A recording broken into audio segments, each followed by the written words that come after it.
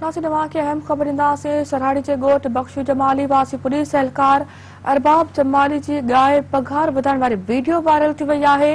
Video में अरबाब जमाली के मजबूर आ पुलिस वारो मजबूर आ भली केडी भी पघार हुजे गाइंदे ॾिसी सघिजे थो।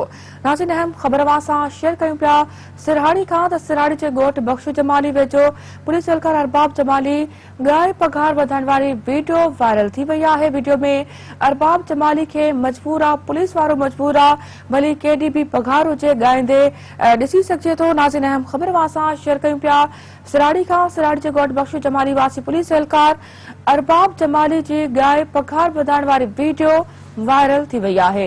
वीडियो में अरबाब जमाली के मजबूर आ पुलिस वारो मजबूर आ भली केडी भी पघार हुजे गाइंदे ॾिसी सघिजे थो। अहम खबर नाज़रीन सां शेयर कयूं पिया सिराड़ी जे ॻोठ बख्शू जमाली वासी पुलिस एहलकार अरबाब जमाली जी गाय पघार वधाइण वारी वीडियो वायरल थी वई आहे। अवां खे नाज़रीन आगाह कयूं पिया सिराड़ी जे ॻोठ बख्शू जमाली वासी पुलिस एहलकार अरबाब जमाली जी गाय पघार वधाइण वारी वीडियो वायरल थी वई आहे। वीडियो में अरबाब जमाली के मजबूर आ पुलिस वारो मजबूर आ भली केडी भी पघार हुजे गाइंदे ॾिसी सघिजे थो।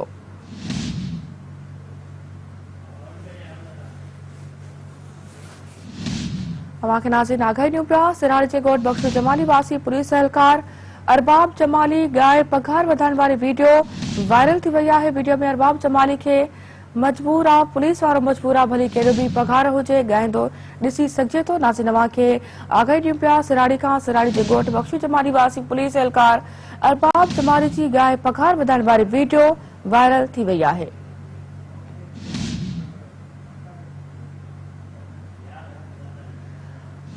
सिराड़ी जे ॻोठ बख्शू जमाली वासी पुलिस एहलकार अरबाब जमाली जी गाय पघार वधाइण वारी वीडियो वायरल थी आहे। इन हवाले सां तफ़सील लाइ राब्तो कयो आहे सिंध टीवी न्यूज़ जे रिपोर्टर ड्रास ज़रदारी सां। ड्रास ज़रदारी अपडेट कजो इन खबर जे हवाले सां। बिल्कुल बरामद तव्हांखे ॿुधायो सराड़ी भरिसां ॻोठ बख्शू जमाली जो रहवासी आहे पुलिस एहलकार को मजबूर आहे पुलिस वारो मजबूर आहे गानो ॻाइण वारे सिंध हुकूमत खां पघार वधाइण जो मुतालबो कयो आहे। पुलिस एहलकार जी जेका वीडियो आहे जेका सोशल मीडिया ते वायरल थी आहे पुलिस एहलकार खे वाज़े ॾिसी सघिजे थो त उहो वीडियो में जेको आहे कहिड़ो आहे मजबूर आहे पुलिस वारो मजबूर आहे केॾी बि पघार हुजे छाजे करे हू जेको आहे सिंध हुकूमत खां पघार वधाइण वारो मुतालबो कयो आहे। हिन जेको आहे कंहिं पुलिस सेंटर ते वीडियो ठाही आहे ऐं जेको आहे उहा सोशल मीडिया ते वायरल थी आहे। हीअ पुलिस एहलकार जेको आहे ॻोठ बख्शू जमाली जो रहवासी आहे जेको सराड़ी थाणे ते ड्यूटी करे चुको आहे। जी ठीक है रियाज़ तफ़सील ॾियण जे लाइ महिरबानी। अवां जी वीडियो में अरबाब जमाली के मजबूर आ पुलिस वारो मजबूर आ भली केडी भी पघार हुजे गाइंदे ॾिसी सघिजे थो। इन हवाले सां अपडेट कयो रियाज़ ज़रदारी।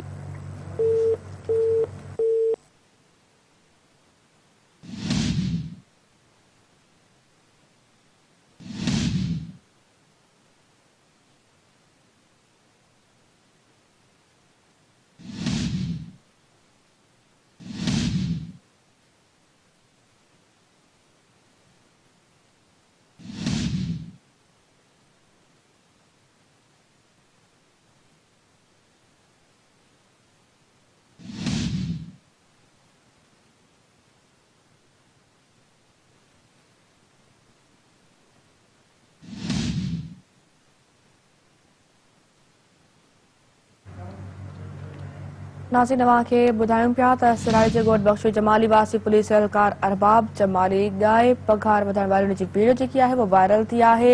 वीडियो में अरबाब जमाली के मजबूर आ पुलिस वारो मजबूर आ भली केडी भी पघार हुजे गाइंदे ॾिसी सघिजे थो। अचो तव्हां खे उहा वीडियो ॾेखारियूं था।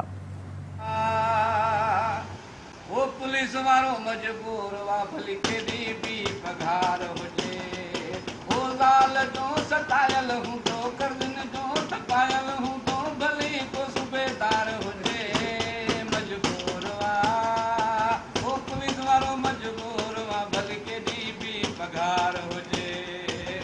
अवी तो त समझायो मां जमादार वाया सब कुछ समझा पियो पर लाचार वाया मजबूर हाँ वो पुलिस वारो मजबूर वा भले केडी भी पघार हुजे।